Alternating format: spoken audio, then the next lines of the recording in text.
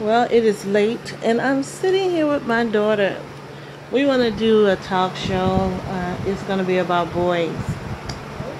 My daughter seemed to have a couple of questions. Here's a scenario.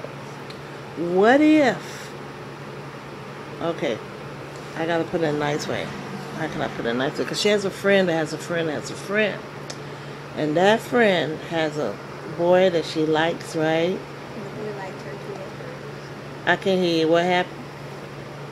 Nothing. Well, you're going to have to talk up anyway because this is not just my talk show.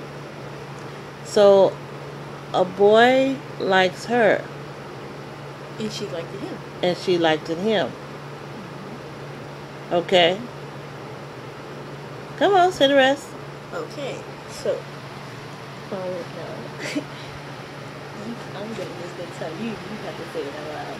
Okay, so, but they got into an argument. Uh-huh. Okay, so they stopped talking for a while. Okay. But they recently started talking again. Okay. And the boy tells the girl that her sister is cute. And for her to tell her sister to hit him up, which means call him or text him or something. But the sister does not like him at all. She called him ugly. Okay. And so what's your question? Is it right for the other sister to continue to like him? So, if I understand your question, you have a friend and she was talking with a guy. Talking means basically. I can hear you. Talking means basically dating. Basically. They were dating. Basically. Basically dating. Okay. They were basically dating. Basically. But they were dating. And then they broke up. And so that guy, if he knows that they were dating, and then he turns around and he want to date another sister. So that's a good question tonight. So your question is, should the sister that was dating him go back to dating him? All right. Now, Yes, I'm not. a lot of folks, of people, adults get mixed up in this web, we weave. I guess that's how you say it. Several folks. A lot of times they get hooked. But I don't think the sister should talk back with him because he disrespected her. But the question we want to put out there to you all is, should you go back or should you stay with men that dates your sister? Now, I know that's one of those strange ones that's out there. You don't find them too often. Normally in those type of relationships, it stays a secret. But we thank God for the sister that said, I don't like him. What do you think this is? This is where we have to be.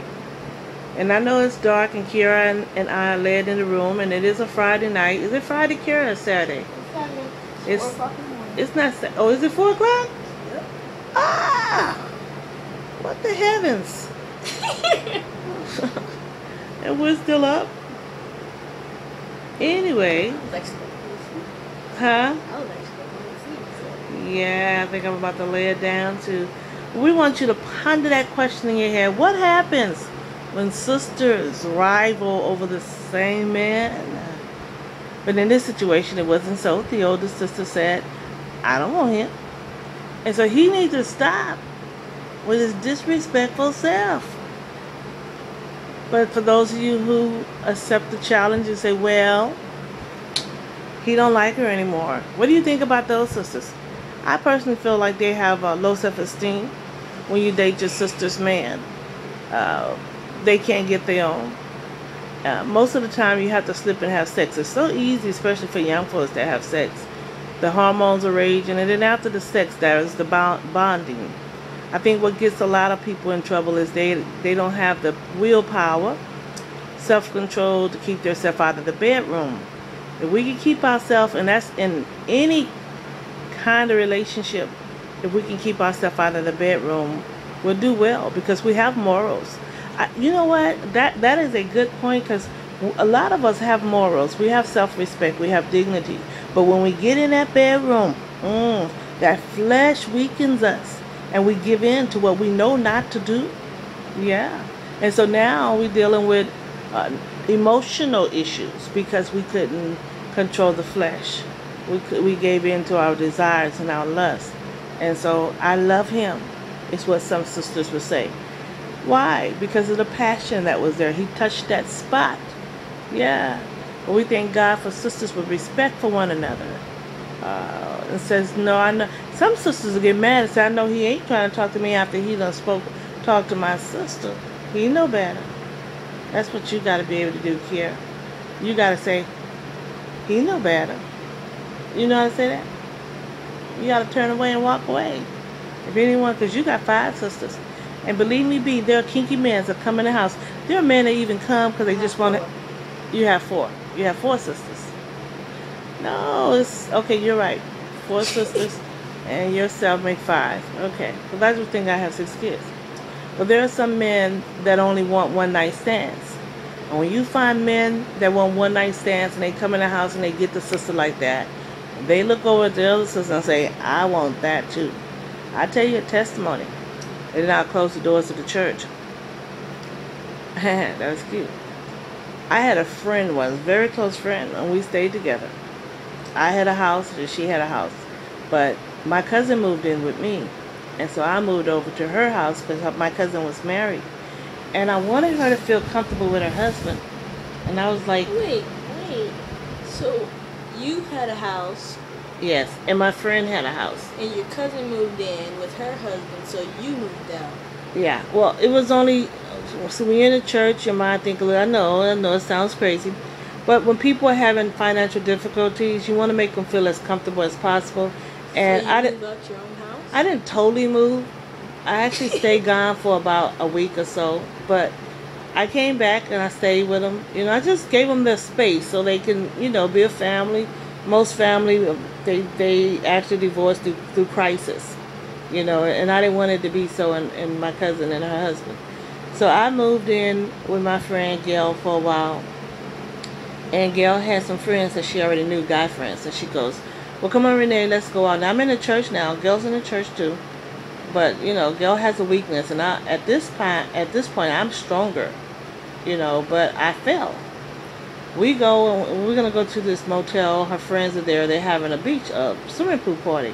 So we go over to the motel, and there's no one there. Well, we're not upstairs in the room yet. We're downstairs in it's like a ballroom. And since I've been saved, I hadn't been in the ballroom, and I hadn't been on the dance floor.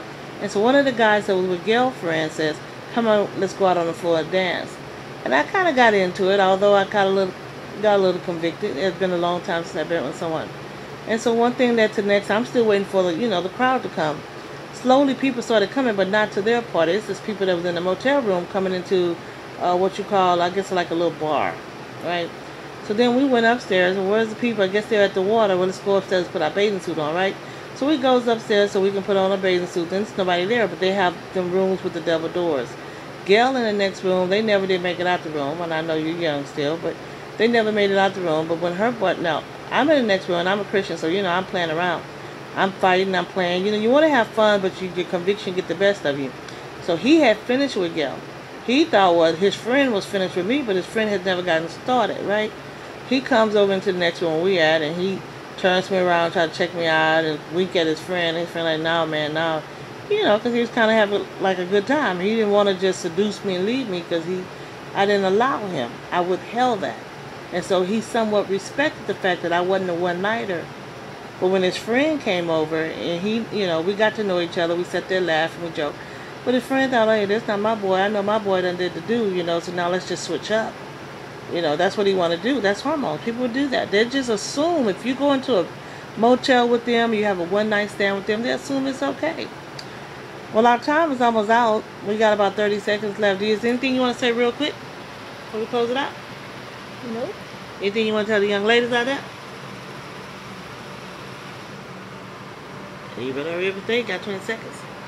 Well, let me just say this. Self-control is powerful. A man will respect you more. So women, be careful of how you present yourself to others. Be wise. God bless. Night. Well, good morning. 4 o'clock.